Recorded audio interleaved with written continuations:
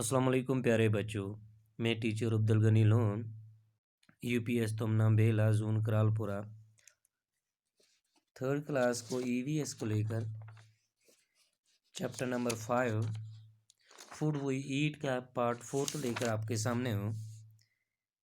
मैं उम्मीद करता हूँ कि आप भी मेरे साथ रहेंगे। आप पेज नंबर 30 और 31 पे आ जाइए। हाँ तो बेटा मैं यहाँ पे पढ़ूँगा, आप लोग गौर से सुनना। डिस्कस हमने कर लिया कल। डिस्कस की सवालात वगैरह जो थी ये हमने पिछली अपनी क्लास में कर दिए हैं। तो आज की इस क्लास में हमें करना है find out right.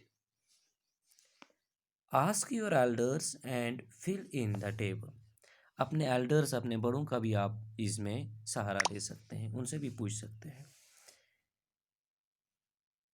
What can they eat, what can not they eat, child, young, old.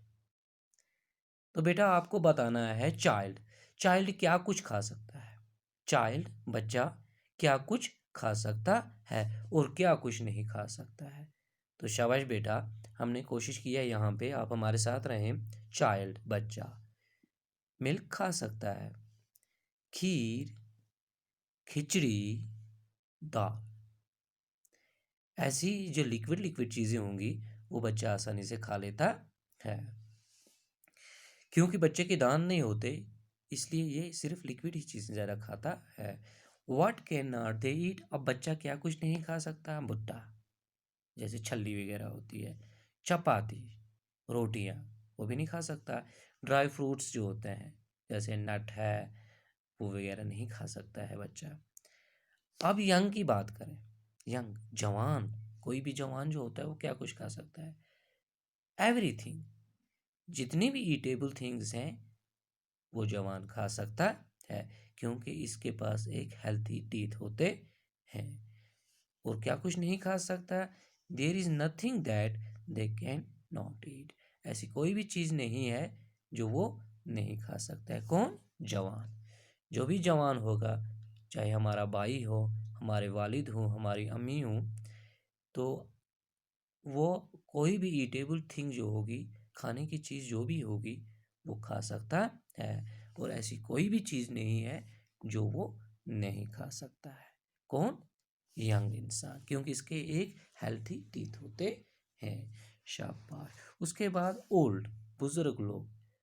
आपके घर में भी बच्चों बुजुर्ग लोग होंगे, हमारी दादी जान होती है, दादा होता है, तो अक्सर हम उनके पास रहते हैं। वो अगर बुजुर्ग होंगे तो आप देखना वो कौन कौन सी चीज़ खाते हैं। वो खाते हैं चपाती, सौकड़ इन दाल। अक्सर हम देखते हैं अगर वो चपाती रोटी खाएंगे भी तो किसी न किसी चीज़ में, या दूध में या दाल में भिगो कर खाते हैं, नरम करके उसको खाते हैं। खिचड़ी भी खाते हैं। मशर पटाटो, पटाटो वगैरह को जब हम उसका कुचुमर निकाल देते हैं, बहुत नरम कर देते हैं उसको, तो वैसे जाके फिर हम अपने बुज़ुर्गों को खिला सकते हैं। और मिल्क वगैरह। ऐसी क्या बात है कि ये ऐसा नहीं खा सकते जो जवान हैं, वह जवानों की तरह क्यों नहीं खा सकते? ये इसीलिए जवानों के जैसा नहीं खा सकते क्योंकि इनके टीथ जो होते हैं, जो दांत होते हैं, वो बहुत ही वीक हो जाते हैं और उनके दांतों में वो ताकत नहीं होती वो किसी चीज़ को अच्छी तरह से चबा सकें। अब ये क्या कुछ नहीं खा सकते हैं? ओल्ड लोग, बुजुर्ग लोग क्या कुछ नहीं खा सकते हैं? तो बेटा हार्ड फूड्स, जो भी हार्ड फूड होता है, जो भी सख्त फूड होता है, वो ये नहीं खा सकते हैं। नट्स, अखरोट वगैरह नहीं खा सकते हैं। आप इनको कैरेट काट के दे दीजिएगा, ये नहीं खा सकेंगे। आप इनको और भी कोई सख्त सख्त चीज़ काट के दे दीजिएगा, ये नहीं खा पाएंगे। जैसे भुट्टा होता है, छल्ली वगैरह नहीं खा पाएंगे। हार्ड फ्रूट्स, हार्ड फ्रूट होते हैं कुछ, वो भी ये नहीं खा पाते हैं, क्योंकि इनके दांत जो होते हैं, इनके टीथ जो होते हैं, वो कमज़ोर हुए होते हैं। और कुछ लोगों के तो बिल्कुल निकल ही गए होते हैं। तो शाबाश बेटा, इधर से आगे हम पढ़ेंगे। So that, so this was about things that we can or can not eat. Do we eat all the things that we can eat? Not always. Let us talk about those things that we do eat. अब हम उन चीज़ों के बारे में बात करेंगे जो हम खाते हैं। तो बेटा यहाँ पे आ जाइए आप। Put circle on the things that you eat often. आप उन चीज़ों को एक सर्कल डाल दीजिए, उन चीज़ों को, उन खाने की चीज़ों पे एक सर्कल डाल दीजिए जो आप अक्सर खाते रहते हैं। तो बेटा यहाँ पे राइस है, वीट है, बर्ली है, ओट्स है, मेज़ है, मिल्लत है, बीन्स है, ज्वार है।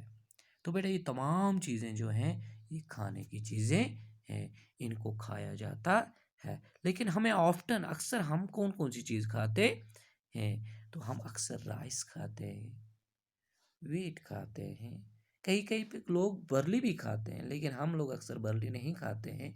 हम अपनी बात करेंगे, यहाँ पे हम ज़्यादा बर्ली नहीं खाते हैं। हम लोग राइस खाते हैं, वीट खाते हैं, मेज़ खाते हैं, बीन्स खाते हैं। ये चीज़ें हम ऑफ्टन खाते रहते हैं। तो बेटा ये आज का हमारा चैप्टर था और आज का सबक था। मुझे उम्मीद है आप लोगों ने गौर से सुना होगा। अगर कहीं समझने में प्रॉब्लम हुई हो तो प्लीज़ मुझे कमेंट कर लीजिएगा व्हाट्सएप नंबर पे भी मेरे और मेरा लिंक पे भी। शुक्रिया। अस्सलाम वालेकुम।